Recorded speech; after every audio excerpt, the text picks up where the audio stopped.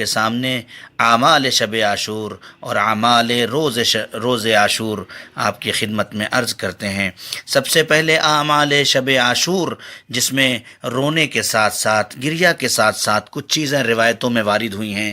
سب سے پہلے جو وارد ہوئی ہیں کہ آپ 100 رکعت نماز اگر پڑھ سکتے ہیں تو 100 رکعت نماز پڑھیں، جس میں الحمد کے بعد 3 مرتبہ سورہ قل هو اللہ پڑھنا ہے۔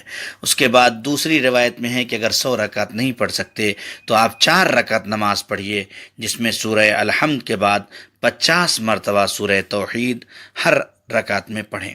اسی طرح سے ایک دوسری روایت میں ہے کہ اگر یہ بھی نہیں کر سکتے تو رات کے آخری حصے میں 4 رکعت نماز پڑھے، ہر رکعت میں الحمد کے بعد 10 مرتبہ آیت الکرسی، 10 مرتبہ سورہ توحید اور 10 مرتبہ سورہ فلق اور 10 مرتبہ سورہ ناس کی تلاوت فرمائے، اور نماز کے تمام کرنے کے بعد 100 مرتبہ سورہ توحید پڑھے۔ شب بیداری کے لیے بہت زیادہ روایتیں ہیں، اس لیے کہ روایت ہے کہ اس رات کی شب بیداری اور عبادت کرنا 70 سال کی عبادت اور ملائکہ جتنی عبادت کے برابر ہے اس کا ثواب۔ اور اگر مقدور ہو، روایت میں ہے کہ اگر انسان کے اختیار میں ہو تو اس شب کربلا حسین مظلوم کے روضے میں گزارے۔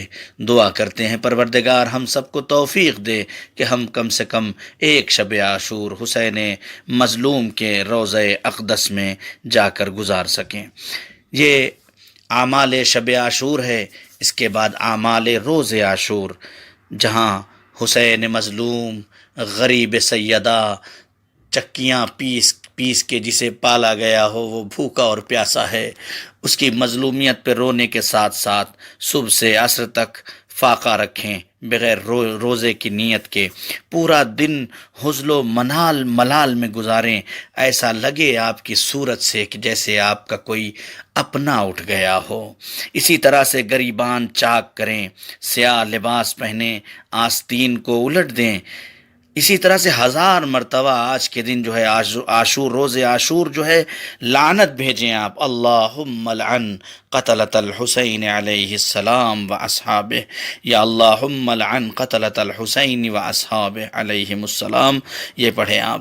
اس کے علاوہ زیارت عاشورہ پڑھیں آپ، بہت زیادہ تاکید ہوئی ہے، زیارت عاشورہ پڑھیں۔ یہ ساری روایتیں ہیں ہمارے ہاں، عاشور کے دن مولا کے لیے یہ بھی کام انجام دیں۔ ایک دوسرے سے ملیں تو کہیں اعظم اللہ اجورنا بمصابنا الحسین بالحسین علیہ السلام، اعظم اللہ اجورنا بمصابنا الحسین علیہ السلام۔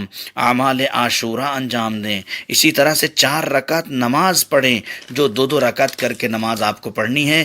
پہلی رکعت میں سورہ الحمد کے بعد سورہ توحید یا سورہ کافرون، اور دوسری رکعت میں سورہ الحمد کے بعد سورہ توحید پڑھیں۔ ایسے ہی 2 رکعت ہو جائے تو پھر 2 رکعت پڑھیں۔ تیسری رکعت میں سورہ احزاب سورہ الحمد کے بعد پڑھیں، اگر نہیں پڑھ سکتے تو کوئی بھی سورہ پڑھ لیں۔ اسی طرح چوتھی رکعت میں سورہ الحمد کے بعد سورہ منافقون پڑھیں۔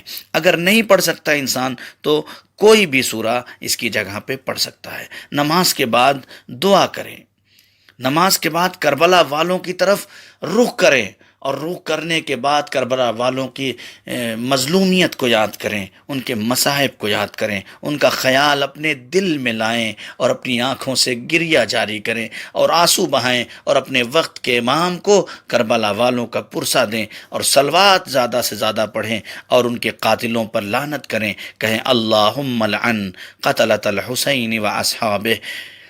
پھر کھڑے ہو کر اپنی جگہ چند قدم اپنی جگہ پہ کھڑے ہو جائیں، اور کھڑے ہو کے چند قدم آگے بڑھیں اور چند قدم پیچھے آئیں۔ اس طرح سے 7 مرتبہ یہ عمل کریں اور کہیں انا للہ و انا الیہ راجعون،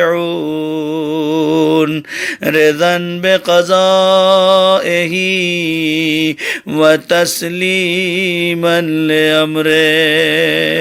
اسی الفاظ کو 7 مرتبہ دہرائیں، پھر اپنے مقام پر آ کے کھڑے ہو کر ایک منقول دعا ہے، آپ کو کتابوں میں مل جائے گی، وہ دعا پڑھیں۔ پھر اسی طرح اپنا داہنا رخسار زمین پر رکھیں اور رکھ کر وہی منقول دعا پڑھیں۔ پھر اس کے بعد سر اٹھائیں اور آسمان کی طرف رخ کریں اور اپنے پروردگار کے بارگاہ میں اپنے حسین حسین کا پرسہ پیش کریں اور کہیں میرے اللہ تیرا شکر ہے کہ ہم زندہ ہیں اور تیرے حسین کا غم منا رہے ہیں۔ ہاں عزیزو، عاشور آ گئی، شب عاشور گزر گئی، صبح عاشور آ گئی، چند لمحے مصائب کے اسی میں سن لیں۔